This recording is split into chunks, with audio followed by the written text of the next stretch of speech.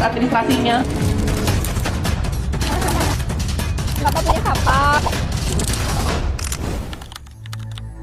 1 tahun lalu, tepat 20 Februari tahun 2025, Gubernur Maluku Utara Serly Coanda memulai amanah besar menghadirkan perubahan nyata. Dan perubahan itu mulai terasa.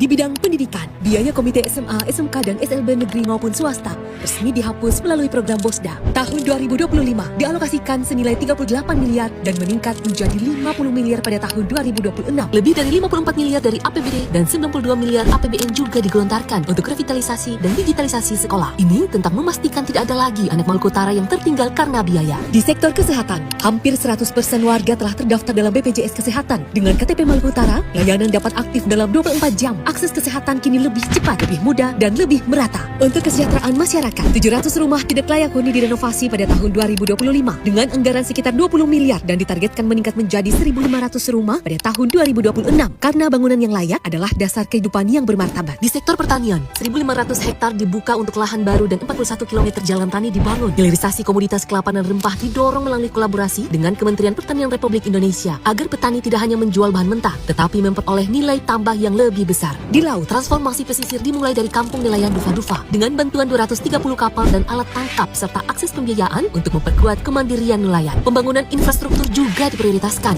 dengan alokasi sekitar 700 miliar untuk jalan dan jembatan demi membuka konektivitas antar wilayah. Pada tahun anggaran 2025, Dinas PUPR Provinsi Maluku Utara membangun 8 unit jembatan dengan total bentangan 145 meter di Desa Sambiki, Ruas Labuha Sawadai, Laiwuyu Ketamo, Sangu Induk, serta Tulabi Togore Batua. Selain itu, dibangun jalan beraspal sepanjang 6,2 km pada ruas SP Sidanguli Jailolo, Ibu Kedi Galela, dan Tolabit Togore Batua. Pada tahun anggaran 2026, direncanakan pembangunan lapen sepanjang 49,5 km dan jalan beraspal 15,5 km di wilayah Halmahera, Pulau Mangoli, Pulau Mekian, dan Kota Ternate. Pada tahun yang sama, juga akan dibangun 12 unit jembatan dengan total bentangan 662 meter di sejumlah sungai dan ruas provinsi, antara lain Ake Bastion, Ake Bibinoi, Ake Dolik, Ake Samo, Kalioba 2, serta ruas Laiwui Jikotoma Anggai. Dan dalam tata kelola pemerintahan, Maluku Utara berhasil masuk pada zona hijau Monitoring Center for Prevention KPK dengan skor 89. Ini merupakan bukti komitmen terhadap pemerintahan yang lebih bersih. Perekonomian Maluku Utara tahun 2025 tumbuh sekitar 34,17%, menjadikannya salah satu pertumbuhan ekonomi tertinggi di Indonesia. 1 tahun mungkin belum cukup untuk menyelesaikan semuanya.